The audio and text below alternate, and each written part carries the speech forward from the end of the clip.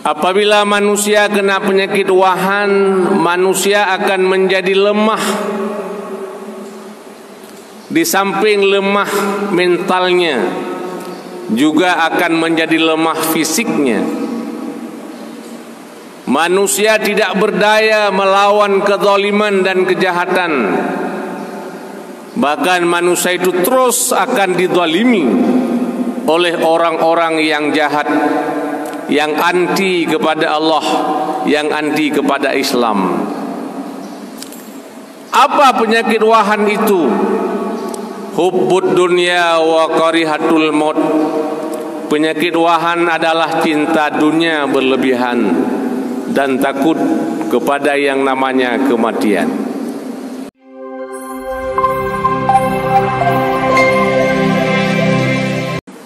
Assalamualaikum warahmatullahi wabarakatuh.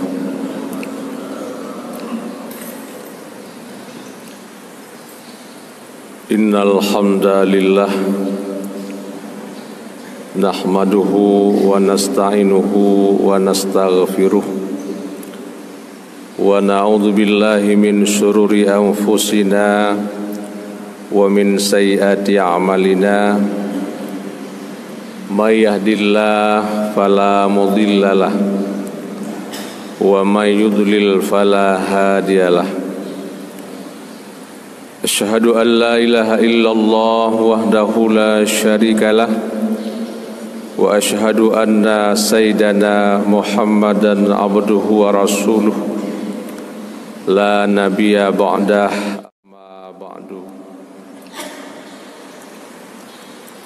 Tunggu sekalian, Bapak Ibu sidang jamaah subuh yang dimuliakan Allah Subhanahu wa ta'ala, guru-guru kami, orang tua kami yang kami muliakan. Marilah sama-sama kita awali tausiah pada subuh yang berbahagia ini. Kita sama-sama menyampaikan segala puji dan syukur kepada Allah Subhanahu wa ta'ala atas segala limpahan rahmat dan karunia-Nya kepada kita sekalian. Selawat dan salam mari pula kita sanjung sajikan kepada junjungan besar Nabi Muhammad sallallahu alaihi wasallam, kepada keluarga dan sahabat beliau, kepada Rasulullah Nabi Muhammad sallallahu alaihi wasallam, kepada keluarga dan sahabat beliau sekalian. Hadirin kaum muslimin sidang jamaah yang dimuliakan Allah Subhanahu wa ta'ala, salah satu syarat kita bisa hidup adalah sehat badan. Sehat badan dan pikiran. Sehingga kita di dalam setiap pertemuan kita sering bermohon kepada Allah Subhanahu wa ta'ala dengan satu doa, Allahumma tawwil umurana wa sahih ajasadana wa ilal khairi qarribna wa anis syarri ab'idna wa qadhi hawaijana fid dini wad dunya wal akhirah birahmatika ya arhamar rahimin. Ya Allah, panjangkan umur kami. Ini semua kita sering bermohon agar kita panjang umur. Wa sahih ajasadana, dan sehatkanlah jasad kami. Karena tidak guna panjang umur apabila kita sakit-sakitan. Wa sahih ajasadana, ya Allah, sehatkanlah jasad kami. Wa ilal khairi qarribna, dan kepada yang kebajikan. Ketika kita panjang umur, sehat badan, kita selalu dekat dengan yang namanya kebaikan, amal soleh. Wa anis syarri ab'idna, dan daripada kejahatan jauhkanlah kami. Di mana kita panjang umur, sehat badan, kita dihindarkan daripada hal-hal yang jahat, yang berbagai macam bentuk maksiat kepada Allah Subhanahu wa taala. Wa qadhi hawaijana, tunaikanlah segala hajat-hajat kami, segala kebutuhan kami, duhai Allah. Fid dini wad dunya wal akhirah, baik di segi agama, di segi dunia dan akhirah. Birahmatika ya arhamar rahimin, dengan rahmatmu yang maha pengasih lagi maha penyayang. Itu adalah merupakan harapan kita semua. Kita menjadi sehat fisik. Namun Bapak Ibu sekalian, manusia sekarang selalu mendambakan kesehatan fisiknya. Dia berobat ke dokter, ke tabib, bahkan di dalam dan di luar negeri untuk menjadi sehat selalu. Namun yang perlu kita ingat, ada satu penyakit yang sangat sulit untuk disembuhkan, di mana Nabi sallallahu alaihi wasallam sangat takut apabila umatnya dihinggapi penyakit ini. Penyakit apa muslimin sekalian? Itulah penyakit wahan. Apabila manusia kena penyakit wahan, manusia akan menjadi lemah. Di samping lemah mentalnya, juga akan menjadi lemah fisiknya. Manusia tidak berdaya melawan kezaliman dan kejahatan. Bahkan manusia itu terus akan dizalimi oleh orang-orang yang jahat, yang anti kepada Allah, yang anti kepada Islam. Apa penyakit wahan itu? Hubbud dunya wa karihatul maut. Penyakit wahan adalah cinta dunia berlebihan dan takut kepada yang namanya kematian. Satu hadis Nabi sallallahu alaihi wasallam, riwayat Sauban, Nabi bersabda, "Yushiku an tada'a alaikumul umamu kama tada'al akalata ila kas'atiha." Nanti kamu akan dikepung, kata Rasulullah, oleh bangsa-bangsa di dunia, laksana mereka mengubung makanan yang ada di meja makan. Bagaimana makanan yang kita taruh di atas meja makan dengan berbagai macam bentuk makanan dan hidangan, itulah kita nantinya akan dikepung oleh bangsa-bangsa di dunia, oleh orang-orang Yahudi, orang-orang Nasrani, orang-orang komunis, ateis, orang-orang munafik, sekulerisme, orientalis dan lain sebagainya. Itulah orang-orang yang mengepung kamu nantinya. Sebagaimana dahulu Nabi sallallahu alaihi wasallam ketika Nabi berjuang di Mekah dan di Madinah, Nabi berhadapan dengan orang Yahudi. Di depan Nabi ada orang Yahudi, di belakang Nabi ada orang Nasrani, di samping kiri Nabi ada orang musyrikin.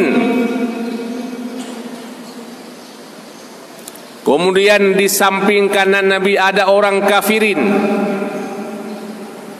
Kemudian yang berputar-putar di sekitar Nabi ada yang namanya munafikin, orang munafik.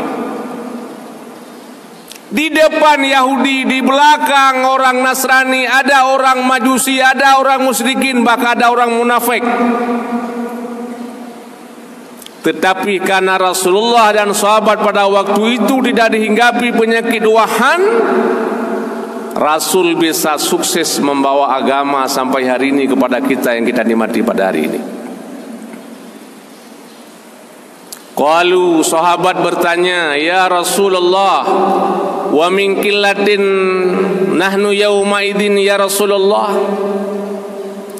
Apakah kami pada waktu itu sedikit wahai Rasulullah, sehingga kami bisa dikepung oleh orang-orang di dunia ini? Qala, Nabi menjawab, bal antum yauma idin katsir. Kamu pada waktu itu banyak. Kamu pada waktu itu mayoritas, kata Rasulullah. Walakinnakum ghusaun ka ghusais saili. Tetapi kamu pada waktu itu bagaikan buih di kala banjir. Manusia bagaikan buih ketika banjir. Mayoritas di segi kuantitas, namun minoritas di segi kualitas. Umat Islam banyak namun tidak berdaya. Banyak tapi tidak berdaya. Kenapa? Karena tidak ada kualitas, tidak ada ilmu, apalagi amal. Bahkan ada yang beramal tapi tidak ada ilmu. Ada juga yang tak berilmu dan tak beramal. Wa sanzanallahu fi qulubi aduwikum mukhafatan minkum. Ketika itu, ketika kita mayoritas di segi kuantitas, minoritas di segi kualitas, Allah cabut ketakutan dalam hati musuh-musuhmu. Takut yang ada pada orang kafir hilang. Mereka berani dengan kita. Walaksifanna fi qulubikum wahan. Allah mencampakkan dalam hatimu penyakit wahan. Ya, penyakit tadi. Qalu, sahabat pun bertanya, ya Rasulullah, wamal wahan. Apakah penyakit wahan itu? Qala, Nabi menjawab, hubbud dunya wa karihatul maut. Cinta dunia dan takut kepada yang namanya mati. Ketika umat Islam muslimin sekalian mencintai dunia berlebihan, takut kepada yang namanya kematian, ketika itu manusia menjadi lemah, tidak berdaya. Bagaimana mencintai dunia muslimin yang berbahagia? Semuanya yang dilakukan oleh kita orientasinya adalah kepada finansial. Orang-orang pergi sekolah, tujuannya bukan lagi mendapat ilmu pengetahuan, tujuannya untuk mencari pekerjaan.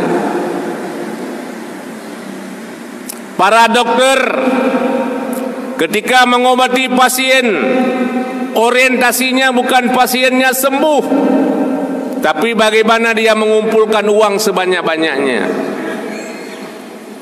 Dan penyakit ini bisa menimpa siapapun. Bisa ustadz, bisa tengku, bisa kiai, bisa guru, bisa pejabat, politisi, hakim, jasa, tentara dan sebagainya. Semuanya bisa kena. Seorang ustadz dalam berceramah, orientasinya berapa saya dibayar, bukan lagi mengharap pahala daripada Allah Subhanahu wa taala. Seorang tengku mengajar, orientasinya berapa amplop saya akan dikasih pada hari ini. Dan siapapun juga, saya tidak menyalahkan siapa-siapa, siapapun bisa kena penyakit ini. Dan ketika ini kena, manusia menjadi lemah, tidak berdaya. Cinta kepada harta, cinta kepada anak, cinta kepada kendaraan, cinta kepada binatang ternak dan semuanya. Sehingga Allah berfirman dalam Al-Quran dalam surah Ali Imran ayat 14. A'udzubillahi minasyaitonirrajim. Zuyyina lin-nasi hubbus syahawati minan nisa'i wal banin wal qanatiril muqantarati minaz zahabi wal fiddah wal khailil musawwamah wal an'ami wal harth zalika mata'ul hayatid dunya wallahu 'indahu husnul ma'ab. Allah hiaskan kehidupan dunia dengan mencintai kepada berbagai macam keinginan. Yang pertama apa? Minan nisa, manusia sangat cinta kepada perempuan. Wal banin, mencintai anak laki-laki berlebihan. Wal qanatiril muqantarah, dan cinta kepada harta yang banyak, harta yang bertumpuk-tumpuk.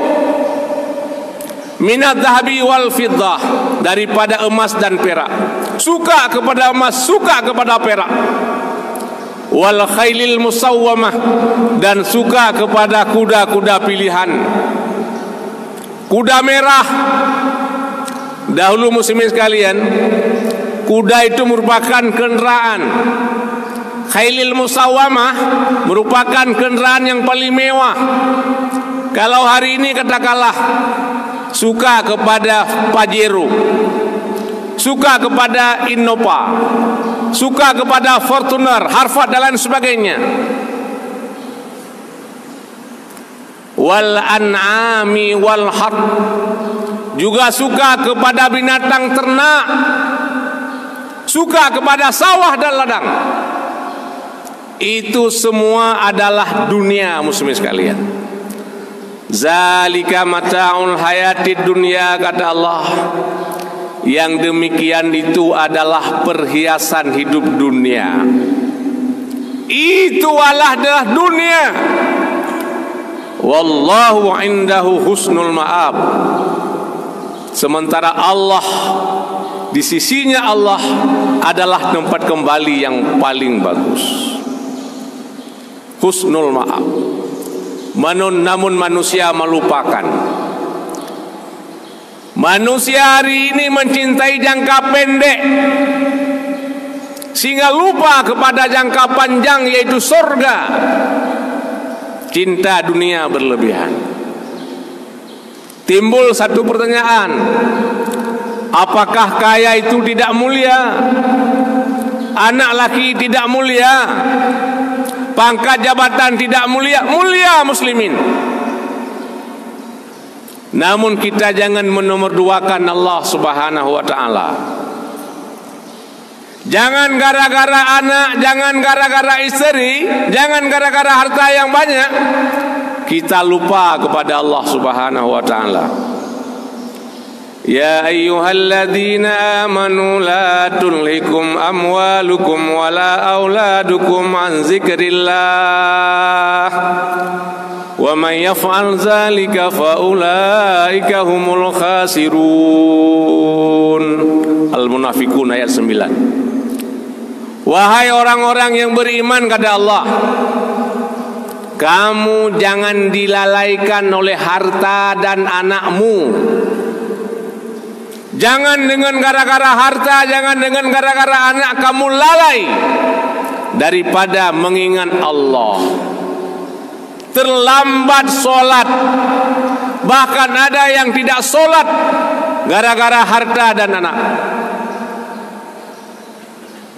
Wa may yaf'al zalik, dan siapa saja dengan gara-gara harta dan anak lupa kepada Allah, faulaika humul khasirun, maka mereka itu merupakan orang-orang yang lalai. Dahulu pada masa Rasulullah ada seorang sahabat yang sangat taat kepada Allah dan Rasul. Ianya selalu berjamaah 5 kali di masjid bersama Rasulullah. Dan dianya merupakan orang yang paling fakir. Itulah yang namanya Sa'labah. Kita semua tahu sejarahnya. Dia hanya punya kain satu bersama dengan istrinya. Ketika Sa'labah pergi ke masjid ibadah bersama Rasulullah, istrinya mengubur diri di dalam tanah. Ketika suaminya pulang bergantian, Sa'labah ngubur diri di tanah, istrinya pakai kain untuk sholat. Itulah fakirnya. Satu ketika dia dengan berani menghadap Rasulullah, "Ya Rasulullah, tolong doakan saya. Semoga saya diberi harta oleh Allah Subhanahu wa taala bisa beribadah bersamamu wahai Rasulullah." Apa jawaban Nabi? "Hai Sa'labah, apa saja yang sudah diberikan Allah kepada siapapun termasuk kamu, itu adalah yang terbaik. Terimalah. Itu sudah baik bagimu wahai Sa'labah. Terimalah dengan keadaan yang ada." Lalu dia pun pulang. Esoknya dia menghadap lagi, "Ya Rasulullah, masa saya begini? Saya fakir terus. Tolong Rasul doakan kepada Allah agar Allah memberikan saya kaya ya Rasulullah." Karena berkali-kali Sa'labah mohon kepada sang Rasul, Rasul pun bermohon kepada Allah Subhanahu wa taala. Dengan bermodal 2 ekor kambing jantan dan betina, dipeliharalah oleh Sa'labah. Rupanya muslimin, doa Rasulullah dikabulkan Allah Subhanahu wa taala. Kambingnya terus beranak bini, sehingga kambingnya ratusan ekor di sekitar Masjid Nabawi. Lalu Sa'labah sudah mulai tinggal sholat berjamaah subuh. Dia masih ada Jumat, masih ada zuhur, tapi subuh mulai ia tinggalkan. Kemudian karena kambingnya banyak, dia pindah ke gunung. Dibikinlah kandang kambing yang banyak, ribuan ekor kambingnya. Dia jadi kaya raya. Apa yang terjadi muslimin? Rasul mengutus 2 orang petugas Baitul Mal untuk memungut zakat kepada Sa'labah. "Ya Sa'labah, kami ini adalah utusan Rasulullah, meminta kepadamu zakat 2,5% daripada apa yang kamu miliki. Kalau kamu punya 40 ekor kambing, kasih 1 ekor dan seterusnya." Apa kata Sa'labah? "Ketika saya fakir, ketika saya miskin, tidak ada orang yang menghiraukan saya. Saya tersisih. Namun ketika saya kaya, bermacam orang datang ke saya." Sa'labah menolak. Lalu dia pulang dengan tangan hampa menghadap sang Rasul. "Ya Rasulullah, kita ini ditolak oleh Sa'labah dan tak diberikan zakatnya." Pada masa Abu Bakar pun seperti itu. Namun tibanya pada masa Umar bin Khattab jadi khalifah, Sa'labah sadar. Sa'labah sadar dan insaf, sehingga kambing-kambingnya dibawa kepada Umar untuk diserahkan zakatnya. Apa kata Umar? "Pada masa Nabi kau tolak zakat. Pada masa Abu Bakar kau tolak juga zakat. Pada masa ini saya pun tidak akan menerima zakat Anda." Maka Sa'labah pulang dengan sedih. Kenapa? Sedih. Kalau tadi sedih petugas Baitul Mal tak diberikan zakat, tapi ini lebih sedih lagi. Sa'labah ditolak oleh Umar bin Khattab untuk tak diterima zakatnya. Muslimin yang berbahagia. Maka saya katakan tadi, harta itu mulia, jabatan pangkat itu mulia, Tapi ketika kita tidak menomorduakan Allah Subhanahu wa taala, sesibuk apapun kita di dunia ini, mengurusi harta, pangkat, jabatan juga anak, kita tetap menomorsatukan Allah Subhanahu wa taala. Makanya dalam surat Jumat Allah berfirman, ya ayyuhalladzina amanu idza nudiya lis-sholati min yaumil jum'ati fas'au ila dzikrillahi wa dzarul bai'. Wahai orang-orang yang beriman, apabila kamu mendengar azan, apabila kamu diundang dengan panggilan azan, maka bersegeralah menuju ke masjid untuk melaksanakan ibadah kepada Allah Subhanahu wa taala. Wazarul bai'a, dan tinggalkan jual beli. Artinya apa? Tinggalkan segala sesuatu yang dapat menghalangimu untuk salat Jumat. Muslimin yang berbahagia, setengah menit lagi. Ketika kita mementingkan kepentingan Allah, Allah akan mementingkan kepentingan kita, muslimin. Ini mesti yakin. Ini mesti yakin. Dahulu, ini saya dengar daripada kajian Abu Haji At-Tailah, Abu At-Tailah di Lambaru, Banda Aceh. Beliau mengatakan kepada kita, dahulu ada seorang ulama sufi, pada jam 11 hari Jumat, dia bertemu dengan dua kepentingan. Kepentingan dia dan kepentingan Allah. Kepentingan dia apa? Dia butuh kepada tepung.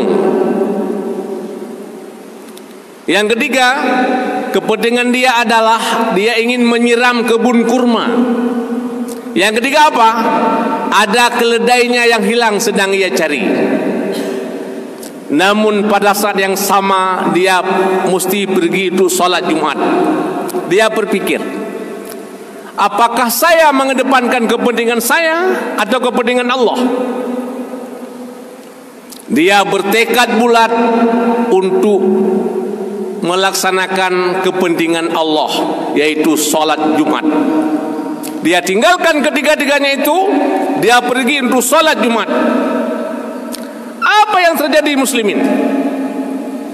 Mbak jingkinya nunggu sekalian, na jingki jamu nunggu. Na urang salah top tupung. Roh getop tupung wean. Roh getop tupung wenyan, hana getop tupung rawa ke. Sehingga wateganya nguai masjid, tepung kana mbak jingki kalau metop. Yang kedua, kebun kurma ganyan berdampingan dengan kebun kurma orang lain. Namun sumurnya di samping kebun kurma dia. Nah urang ya sibuk kurma dengan jeregen bocor tunggu. Jeregen bocor. Ya sibuk kurma ro tu. Ijitan lang kebun kurma goyan. Gua Jumat kebun kurma kali mau tibu. So tibu urang jeregen bocor. Yang kedua apa? Ada orang juga yang hilang keledai, sedang menghalau keledai orang lain, sehingga keledainya langsung masuk ke kandang. Ketika ganyan gua bersemayang Jumat, muslimin yang berbahagia, ditunaikan kepentingan Allah, tepungnya sudah ada, kurmanya sudah disiram oleh orang lain dengan jerigen bocor, kemudian keledainya pun sudah ada dalam kandang. Ini namanya ketika kita takwa kepada Allah Subhanahu wa taala, ketika kita tawakal kepada Allah Subhanahu wa taala, Allah akan menjaga kepentingan kita. Sikit lagi. Hari ini sedang viral di Jakarta, Pak. Ada orang kaya di Jakarta, semoga ada Lusmawe, membuka kafe, Pak. Membuka kafe. Tulisan di depan kafe itu apa? Makan sepuasnya, bayar seikhlasnya. Nyo benar lu semua ini. Makan sepuasnya, bayar seikhlasnya. Sehingga orang-orang bingung. Kok untung nih? Kok bisa untung? Di mana korupsinya? Rupanya bukan matematika dunia yang dia gunakan, tapi matematika langit. Kalau matematika dunia 2 tambah 2 4, matematika langit bisa lebih. Warungnya ada burger, ada mie goreng, ada mie rebus, ada martabak, nasi goreng, ada jus dengan berbagai macam makanan dihidangkan. Setiap orang masuk dalam kafe itu makan sepuasnya, bayar seikhlasnya. Apa yang terjadi muslimin sekalian? Bapak ini hari ini sudah membuka cabang 9 cabang di Jakarta. Menyata pikir ngan utak tanya urang Aceh seolah-olah urangnya nunggu. Bisa makan sepuasnya, bayar seikhlasnya, hanya mungkin dia buka cabang. Rupanya apa yang terjadi muslimin? Ketika kita betul-betul takwa kepada Allah, kita implementasikan dalam bentuk perbuatan. Urang kita mangkenan ku ipajoh makanan 20.000, ibayu 30.000. Ime keluarga ipajoh makanan 30.000, ibayu 40.000 nunggu sekalian. Sehingga ulah laba gayan buka cabang. Dan cabang yang dia buka di mana tempat-tempat yang ingin ia berdakwah, termasuk pada tempat-tempat basis Syiah, dia buka cabang di sana sebagai berdakwah. Di dalamnya ada suara-suara religi, kemudian ada tulisan-tulisan Islam, tulisan-tulisan Arab, sehingga orang dengan senang, pelayannya berjilbab semuanya, senang makan di warung tersebut, makan sepuasnya, bayar seikhlasnya. Nyo dengku benar Pak Ali lo semua lagi nya. Bubaha tu Pak Amir, bubaha tu. Ha? Tahu ya? Buka sebuah warung imam gedung. Tulis juga benar martabak bermacam-macam, makan sepuasnya, bayar seikhlasnya. Insyaallah Allah cukup gedoh gedanya nunggu sekalian. Beya tu. Nyan taudi takwa be tak be pegah-pegah mentang. Ilau kenapa yang lu buka aku? Teman insyaallah orang nyopi mentang baca lek bersai hana lupa kan. Dah lupa lu buka warungnya nunggu sekalian. Jadi saya rasa demikianlah. Artinya yang intinya apa? Kita jangan hinggap penyakit wahan, penyakit cinta dunia berlebihan. Tapi mari kita sehat badan, sehat pikiran. Kemudian kepada kebaikan kita mesti dekat, kepada kejahatan kita mesti jauh, baik dunia dan di akhirat. Subhanakallahumma wa bihamdika asyhadu an la ilaha illa anta astaghfiruka wa atubu ilaika. Rabbana atina fid dunya hasanah wa fil akhirati hasanah wa qina azabannar. Wassalamu alaikum warahmatullahi wabarakatuh.